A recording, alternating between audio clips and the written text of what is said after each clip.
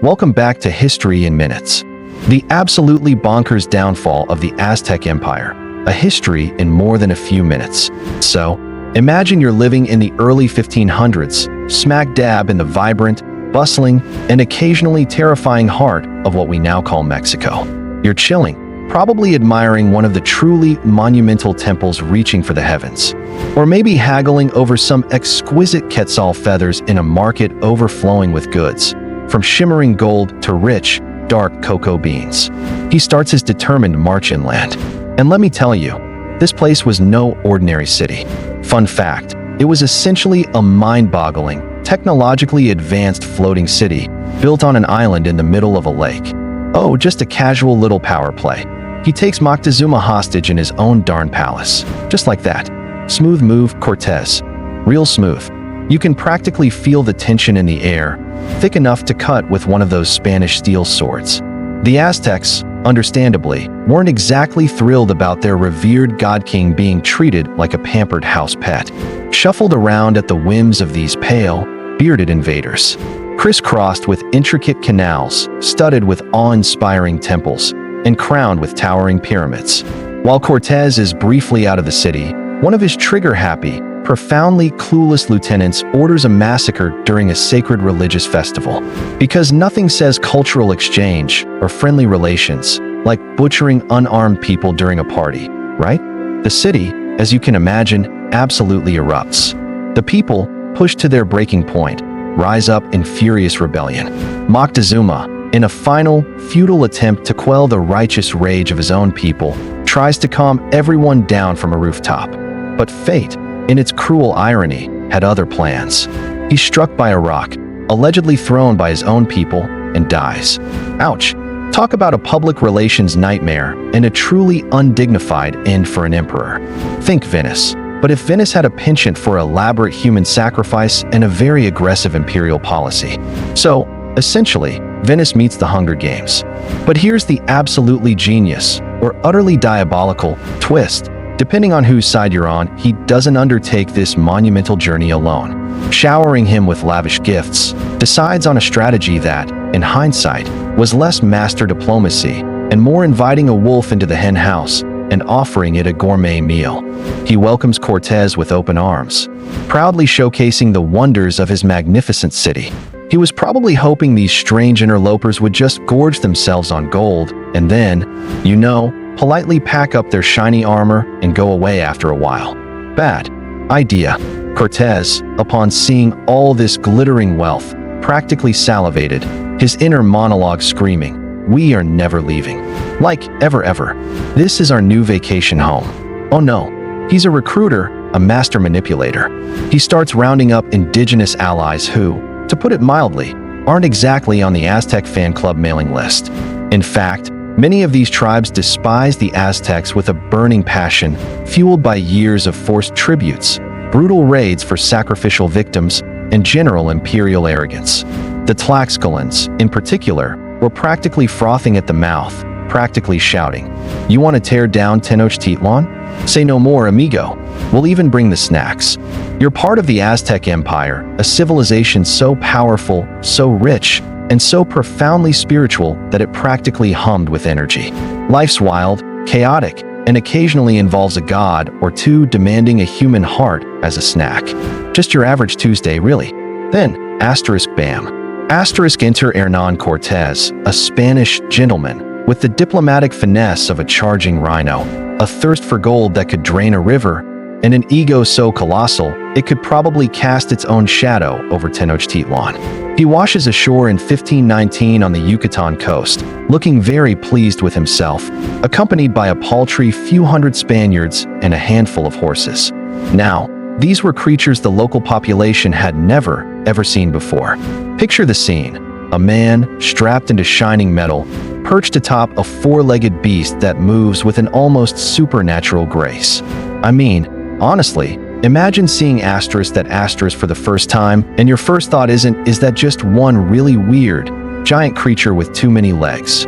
It's a moment of pure, unadulterated, what in the actual Mictlan is that? At this glorious peak, the Aztec Empire is under the rule of Emperor Moctezuma II. He's a man who commands immense reverence, a leader of vast power. And, let's be brutally honest, he's also a man who's clearly bitten off more than he can chew. There's this nagging prophecy, you see, a rather persistent rumor about a revered god named Quetzalcoatl who is destined to return from the mystical East. So, when news trickles in about these strange, pale-skinned, heavily armored fellows showing up from the very direction the prophecy indicated, Moctezuma's internal monologue probably went something like, "Oh, crumbs. The god's back, and he's brought some serious, pointy, shiny steel. This isn't good."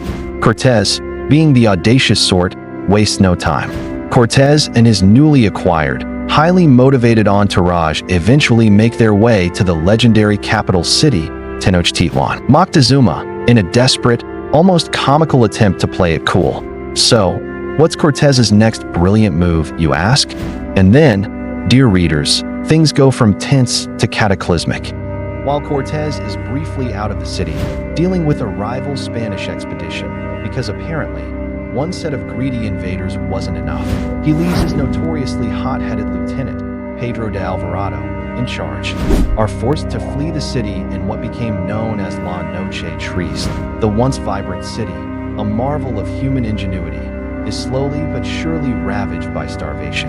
As the Spanish cut off its food and water supply, it's decimated by constant, brutal warfare, as Spanish cannon fire and steel met Aztec obsidian and courage. And, perhaps most devastatingly, it's laid low by a terrifying new disease, the utterly devastating smallpox, courteously imported by the Europeans. The Aztecs had no immunity, killing millions, including the new emperor, Cuitlahuac, who had bravely led the resistance. And the disease swept through their ranks like wildfire. After months of grueling, desperate fighting, erasing one civilization to build another, the magnificent Aztec capital finally falls. The empire, once so proud and unyielding, collapses into shattered ruins. And, in a final, symbolic act of dominance, the Spanish promptly begin building Mexico City directly on its shattered remains, the Night of Sorrows. It was a chaotic, desperate scramble for survival, loaded down with the very gold they coveted, which proved to be a deadly weight in the water. They tried to escape across the slippery causeways under the cover of relentless rain and inky darkness. They lost tons of men, drowning in the canals. It was a humiliating, bloody retreat, a moment of rare Aztec triumph. But Cortez, being the stubborn, unyielding force of nature that he was, he dusts himself off, regroups, scrounges up even more indigenous allies, who were still keen on seeing the Aztecs crumble, seeing this as their chance for true liberation. Constructs ingenious siege weapons like brigantines, small warships, and returns a year later for round 2. This time, he's not messing around. He's learned from his mistakes, and he's brought a secret weapon. Alvarado, with the foresight of a brick, decides that the best way to maintain control is to preemptively strike. During the sacred festival of Toxcatl, a vibrant, joyous celebration honoring the god Huitzilopochtli, Alvarado orders a massacre.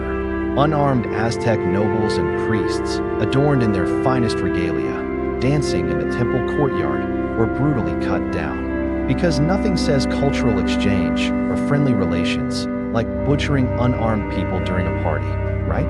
The city, as you can imagine, absolutely erupts. The people, pushed to their breaking point by the desecration of their holiest site and the slaughter of their leaders, rise up in furious rebellion. Moctezuma, in a final, futile attempt to quell the righteous rage of his own people, tries to calm everyone down from a rooftop. But fate, in its cruelest irony, had other plans. He's struck by a rock, allegedly thrown by his own people, disgusted by his perceived weakness and collaboration, and dies. Ouch. Talk about a public relations nightmare and a truly undignified end for an emperor. The Spanish, now facing an enraged populace that vastly outnumbered them, by 1521, Tenochtitlan is under relentless siege. The once vibrant city, a marvel of human ingenuity, is slowly but surely ravaged by starvation as the Spanish cut off its food and water supply. It's decimated by constant, brutal warfare as Spanish cannon fire and steel met Aztec obsidian and courage. And, perhaps most devastatingly, It's laid low by a terrifying new disease, the utterly devastating smallpox, courteously imported by the Europeans. The Aztecs had no immunity. The Spanish conquest might have been a very different story. They were the ones who truly made the impossible possible for Cortez, seeing him as a means to an end. And the disease swept through their ranks like wildfire, killing millions, young, fierce, and defiantly unyielding until the bitter end. Desperate defense of Tenochtitlan, it decimated millions, weakening societies. He took the throne after Cuitlahuac died of smallpox and valiantly led the final. If you want to be morbidly cynical, this insidious, invisible weapon, carried unknowingly by the Europeans, swept through indigenous populations that had no immunity. It was probably the single most effective Spanish weapon of all, killing leaders. By all accounts, never broke, becoming a symbol of enduring indigenous resistance, and paving the way for easier subjugation, doing more damage than all their steel and gunpowder combined. He was tragically tortured by the Spanish after the fall, but, including the new emperor, Cuitlahuac, who had bravely led the resistance. After months of grueling, desperate fighting, but from a potent cocktail of internal divisions, devastating disease, critical misjudgments, the magnificent Aztec capital finally falls. Well, a hefty dose of human arrogance and insatiable greed. The empire, once so proud and unyielding, collapses into shattered ruins. Messy, and just a little bit cursed chapter of history, that empires, no matter how grand, how powerful, how seemingly invincible, can and do fall, and they fall not just from the sharp edge of swords. Perhaps things would have unfolded differently, or maybe not.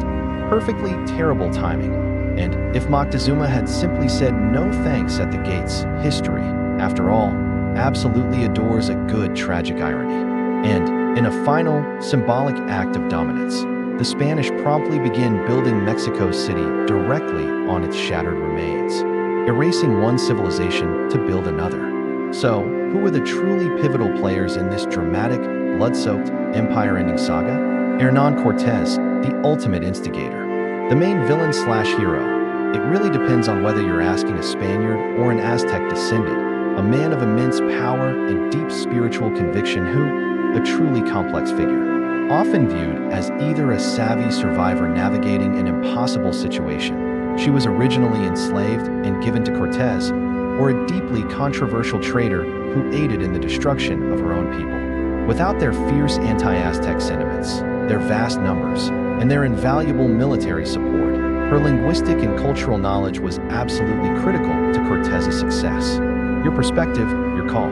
Perhaps out of a profound misreading of the prophecy, or simply a grave miscalculation, welcomed the proverbial wolf into his beautifully decorated home. An undeniably cursed downfall of the Aztec Empire. Stay tuned for more historical mayhem. His indecision and attempts at appeasement proved fatal.